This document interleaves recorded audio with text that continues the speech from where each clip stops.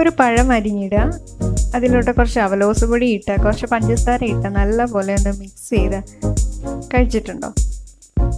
ഈ ടൈമിലേക്ക് എല്ലാവർക്കും സ്വാഗതം. ഇന്നത്തെ റെസിപ്പി അവലോസുപൊടിയുടെ റെസിപ്പിയാണ്. കുറച്ച് ഇൻഗ്രീഡിയൻസ് കൊണ്ട് ഒരുപാട് ദിവസം നമുക്ക് സ്റ്റോർ ചെയ്യാൻ പറ്റുന്ന ഒരു സ്നാക്കാണ് അവലോസുപൊടി. അപ്പോൾ നമുക്ക് വീഡിയോ കാണാം. അവലോസുപൊടി ഉണ്ടാക്കാനായിട്ട് പച്ചരിയാണ് വേണ്ടത്. 2 കപ്പ് പച്ചരി ഞാൻ എടുത്തിട്ടുണ്ട്. നിങ്ങൾക്ക് 1 കപ്പ് ചെറിയ അളവിലാണെങ്കിൽ 1 കപ്പ് മതിയാവും. ഇതിനി നല്ലപോലെ ഒരു 3 പ്രാവശ്യം വെള്ളം മാറ്റി നല്ലപോലെ ഒന്ന് കഴുകിയെടുക്കാം. കഴുകിയെടുത്തതിന് ശേഷം കുറച്ച് വെള്ളത്തിൽ കുതിർത്ത് വയ്ക്കാം. 4 മണിക്കൂർ ഇത് കുതിർക്കാനായിട്ട് നമുക്ക് വയ്ക്കാം. 4 മണിക്കൂറിന് ശേഷം നമുക്ക് വെള്ളം വാർന്ന് കിട്ടാനായിട്ട് ഒരു ചിപ്പിൽ അല്ലെങ്കിൽ ഒരു അരിപ്പയിൽ ഇട്ട് വയ്ക്കാം 1 മണിക്കൂർ. അത് കഴിഞ്ഞ് ഒരു കോട്ടൺ തുണിയിൽ വിരിച്ച് വെക്കാറാണ് ഇവിടെ ചെയ്യാറ്. അപ്പോൾ വേഗം വെള്ളം വാർന്ന് കിട്ടും. ഇനി അത് ഈർപ്പമൊക്കെ മാറിക്കഴിഞ്ഞാൽ ഈ അരി നമുക്കൊന്ന് പൊടിച്ചെടുക്കാം. ഒരു പുട്ടിൻ്റെ തരിയോടുകൂടി പൊടിച്ചെടുക്കാം. നല്ലപോലെ ഈ അരി മുഴുവനും നമുക്കൊന്ന് പൊടിച്ചെടുക്കാം. പൊടിച്ചെടുത്തപ്പോൾ 3.25 കപ്പ് മാവ് കിട്ടിയിട്ടുണ്ട്. ഒരു ചെറിയ തരിയുണ്ട്. ഞാനൊന്ന് അരിക്കുകയും കൂടി ചെയ്തിട്ടുണ്ട്. ഒന്ന് അരിച്ചാണ് എടുത്തിട്ടുള്ളത്. അരിക്കുന്നത് ഓപ്ഷണലാണ്. കുറച്ചുകൂടെ അത്രയും ഫൈനായിട്ട് വേണ്ടാന്നുണ്ടെങ്കിൽ അരിക്കേണ്ട ആവശ്യമില്ല. ഇനി നിങ്ങൾ അവലോസുപൊടി അടുത്ത ദിവസമാണ് ഉണ്ടാക്കുന്നതെങ്കിൽ ഇതുപോലെ ഒരു പ്ലേറ്റിൽ മാവ് ഇതുപോലെ പരത്തി വയ്ക്കാം. എന്നിട്ട് ഒരു ന്യൂസ് പേപ്പർ വെച്ചിട്ട് അടച്ചു വയ്ക്കുക. ഒരിക്കലും അടപ്പുള്ള ഒരു പാത്രത്തിൽ അടച്ചു വയ്ക്കരുത്. അതിൽ ഈർപ്പമുണ്ടെങ്കിൽ അങ്ങ് ചീത്തയായി പോവും. അപ്പോൾ ഇതുപോലെ ഒരു തട്ടിൽ ഇങ്ങനെ പരത്തി വയ്ക്കുക. എന്നിട്ട് ഒരു ന്യൂസ് പേപ്പർ വെച്ച് അടച്ചു വയ്ക്കുക. എന്നാൽ നമുക്ക് അടുത്ത ദിവസം ഉണ്ടാക്കിയാലും മതിയാവും.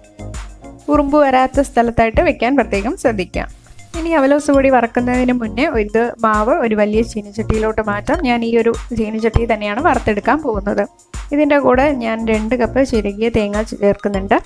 നല്ല വിളഞ്ഞ തേങ്ങ നോക്കി എടുക്കാം. എത്ര അരിയാണോ അതേ കപ്പ് 2 കപ്പ് തന്നെയാണ് തേങ്ങയും എടുത്തിട്ടുള്ളത്. ഇനി 1/2 ടീസ്പൂൺ ജീരകവും ചേർത്ത് കൊടുത്തിട്ടുണ്ട്. ഒരു നുള്ളു ഉപ്പും കൂടെ ഇട്ട് കൊടുത്തിട്ടുണ്ട്. ഇനി ഇത് നല്ലപോലെ ഒന്ന് മിക്സ് ചെയ്യാം. ഇനി ഒരു 10 മിനിറ്റ് നല്ലപോലെ കൈകൊണ്ട് ഇളക്കി യോജിപ്പിച്ച് തന്നെ കൊടുക്കാം. ഞാനിവിടെ കറുത്ത എള്ള് ചേർത്തിട്ടില്ല. നിങ്ങൾക്ക് ഇഷ്ടമാണെന്നെങ്കിൽ 1/2 ടീസ്പൂൺ വരെ ചേർത്ത് കൊടുക്കാവുന്നതാണ്. തേങ്ങാപ്പൂവിൽ അരിപ്പൊടി ഒന്ന് പറ്റി പിടിക്കും. അപ്പോൾ അതൊരു കട്ടകൾ പോലെ ഉണ്ടാവും. അത് വറുത്ത് വരുമ്പോഴത്തേക്കും ശരിയാവും. ബാക്കി അല്ലാതെ കട്ടകൾ ഉണ്ടെങ്കിൽ നമ്മൾ ഇതുപോലെ ചെയ്യുമ്പോഴത്തേക്കും അങ്ങ് ഉടഞ്ഞു കിട്ടും. ഇതൊരു 10 മിനിറ്റ് നല്ലപോലെ മിക്സ് ചെയ്യുമ്പോഴത്തേക്കും ആ ഒരു തേങ്ങയിലെ ജീരകത്തിൻ്റെയൊക്കെ ഫ്ലേവർ മൊത്തത്തിൽ അങ്ങ് പിടിക്കും. ഇനി ഇത് ചെയ്യേണ്ടത് എല്ലാം കൂടെ ഒരുമിച്ചാക്കിയിട്ട് ഇതുപോലെ ഒന്ന് അമർത്തി വെച്ച് കൊടുക്കാം. ഇനി ഈ മാവൊന്ന് ഡ്രൈ ആവണം. കുറച്ചൊരു ഈർപ്പം ഉണ്ടാവും. അപ്പോൾ അതൊന്ന് ഡ്രൈ ആവാൻ വേണ്ടിയിട്ടാണ് ഇങ്ങനെ ചെയ്യുന്നത്. ഇത് 1 മണിക്കൂർ അടച്ചു വയ്ക്കാം. അത് കഴിഞ്ഞ ശേഷം നമുക്കൊന്ന് വറുത്തെടുക്കാം. 1 മണിക്കൂർ കഴിഞ്ഞിട്ടുണ്ട്. മാവ് ഡ്രൈ ആയിട്ടുണ്ട്. ഇനി ഇത് കൈവച്ച് തന്നെ ഇതുപോലെ ഒന്ന് പൊടിച്ചു കൊടുക്കാം. എന്നിട്ട് നമുക്കിനി വറുത്ത് തുടങ്ങാം. ഇനി ഒരു മീഡിയം തീയിലിട്ട് വറുത്ത് തുടങ്ങാം. വറുത്തെടുക്കാനായിട്ട് കട്ടിയുള്ള പാത്രം ഉപയോഗിക്കാം. ചീനച്ചട്ടിയോ ഉരുളിയൊക്കെ കണ്ടിന്യൂസ് ആയിട്ട് ഇളക്കുകയും വേണം. ഇല്ലെങ്കിൽ ഇത് അടിയിൽ പിടിക്കും. നല്ല ഗോൾഡൻ കളർ ആകും വരേക്കും നമ്മളൊന്ന് വറുത്തെടുക്കണം.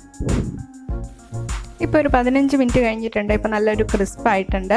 വെള്ളമയമൊക്കെ പോയിട്ട് നല്ലപോലെ മൊരിഞ്ഞിട്ടുണ്ട്.